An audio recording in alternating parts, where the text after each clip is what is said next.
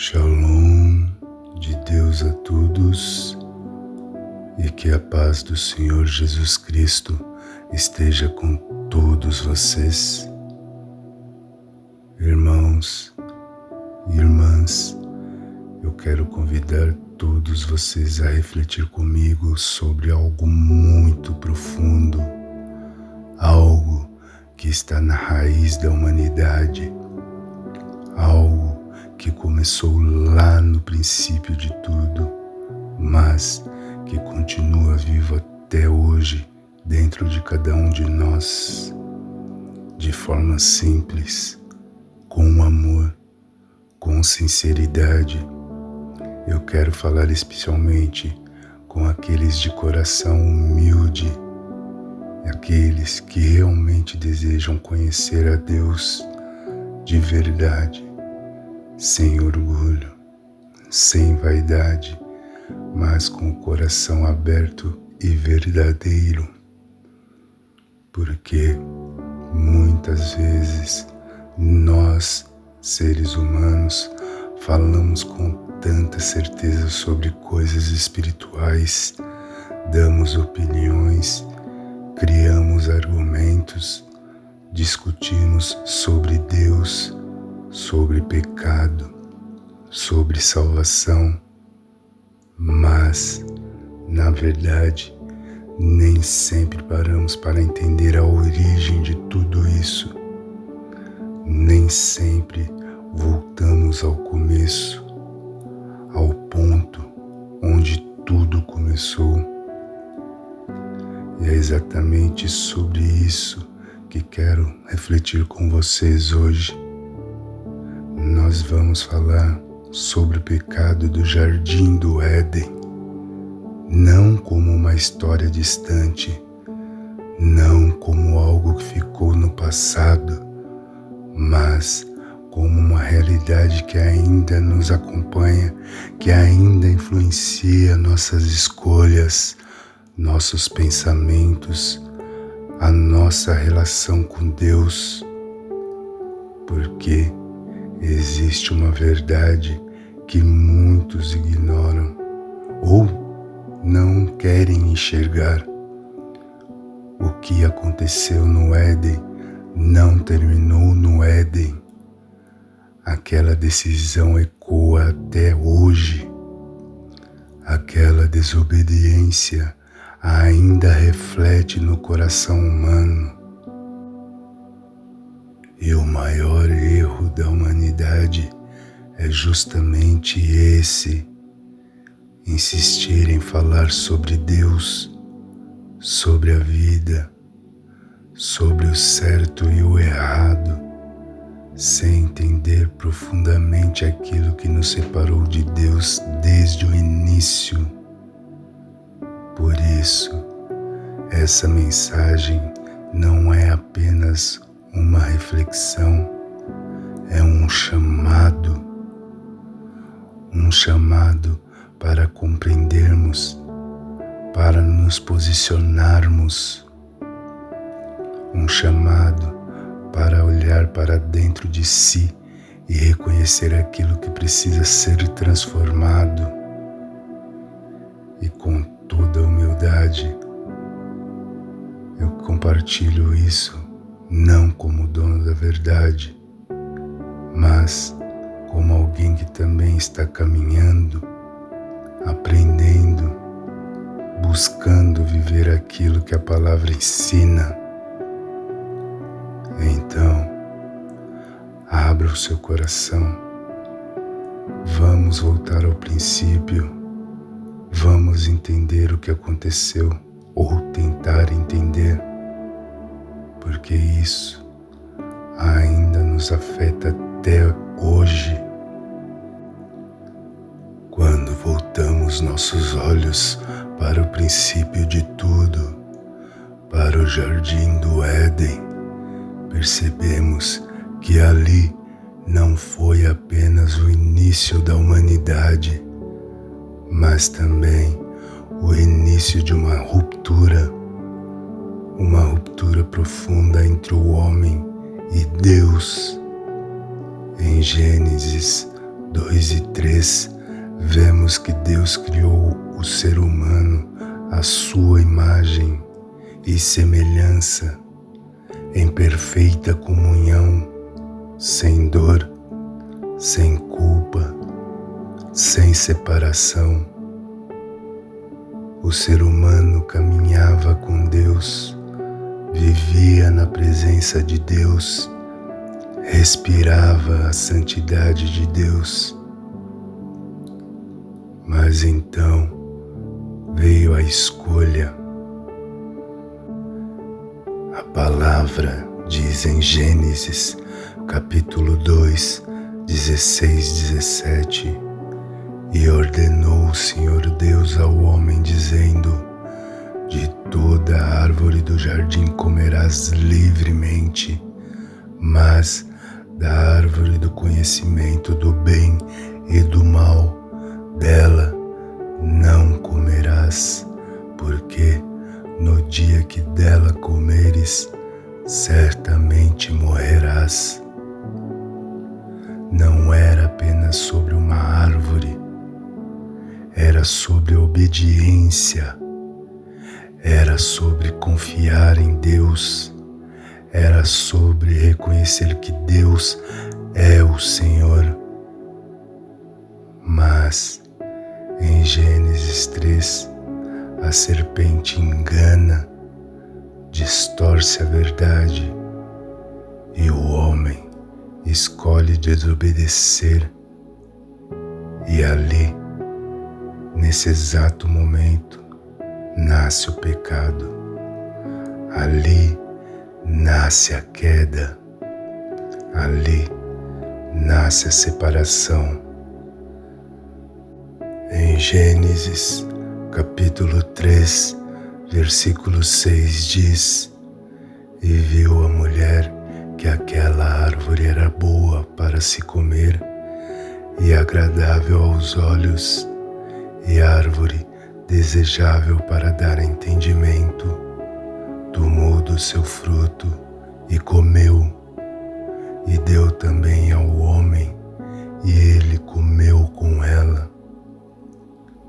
A partir desse momento, tudo mudou profundamente dentro do ser humano, e o pecado entrou no mundo, e com ele vieram a morte, a culpa, o medo e a separação de Deus.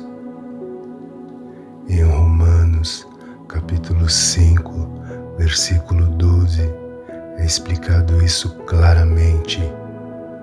Portanto, como por um homem entrou o pecado no mundo, e pelo pecado a morte, assim também a morte passou a todos os homens, por isso que todos pecaram. Ou seja, o pecado do Éden não ficou no passado, ele ecoa até hoje. Ele está na natureza humana. Ele se manifesta nas nossas escolhas, nas atitudes, no orgulho, na rebeldia, na busca por viver sem Deus. E aqui está uma verdade que muitos não querem aceitar. O homem continua repetindo o pecado do Éden todos os dias. Sempre que escolhe sua própria vontade acima da vontade de Deus, ele revive a mesma desobediência. E é por isso que o mundo está como está. Não é falta de conhecimento, não é religião, é falta de arrependimento verdadeiro. Mas Deus, na sua infinita misericórdia, não deixou o homem perdido. Ainda em Gênesis capítulo 3, versículo 15, ele já anuncia um plano de redenção. a promessa de alguém que pisaria a cabeça da serpente. Esse alguém é Jesus Cristo. Na Bíblia Sagrada, em João, capítulo 3, versículo 16, está escrito: porque Deus amou o mundo de tal maneira que deu seu Filho unigênito, para que todo aquele que nele crê não pereça, mas tenha a vida eterna. Jesus veio exatamente para tratar aquilo que começou no Éden. Ele veio restaurar o que foi quebrado. Ele veio pagar o preço que o homem não poderia pagar. Em Romanos, capítulo 6, versículo 23 diz: porque o salário do pecado é a morte, mas o dom gratuito de Deus é a vida eterna por Cristo Jesus, nosso Senhor. Aqui está o ponto central. O pecado exige morte. Sempre exigiu, desde o Éden. Mas, em vez de o homem pagar com a sua própria vida eterna, Jesus se entregou por nós na cruz. Em Isaías, capítulo 53, versículo 5, declara: mas ele foi ferido pelas nossas transgressões e moído pelas nossas iniquidades. O castigo que nos traz a paz estava sobre ele, e pelas suas pisaduras fomos sarados. Jesus levou sobre si o peso do pecado que começou no Éden e se espalhou por toda a humanidade. Então, o que significa pagar o pecado em vida? Significa viver em arrependimento, morrer para o pecado enquanto ainda estamos vivos. Significa rejeitar aquilo que nos separa de Deus. Em Lucas, capítulo 9, versículo 23 diz: se alguém quer vir após mim, negue-se a si mesmo, tome cada dia a sua cruz e siga-me. Isso é sério. Isso é um chamado. Não é sobre pagar com sofrimento, é sobre transformação, é sobre abandonar o pecado. Porque a verdade é clara: não existe comunhão com Deus sem santidade. No livro de Hebreus, capítulo 12, versículo 14 diz: segue a paz com todos e a santificação, sem a qual ninguém verá o Senhor. E muitos hoje vivem como se isso não fosse real. Vivem como se pudessem continuar no pecado e ainda assim herdar a vida eterna. Mas a palavra confronta isso diariamente. 1 Coríntios, capítulo 6, versículo 9 e 10 diz: não sabeis que os injustos não hão de herdar o reino de Deus? Não vos enganeis. E então lista vários pecados, deixando claro que uma vida dominada por eles afasta o homem de Deus. mas a mesma palavra também traz esperança.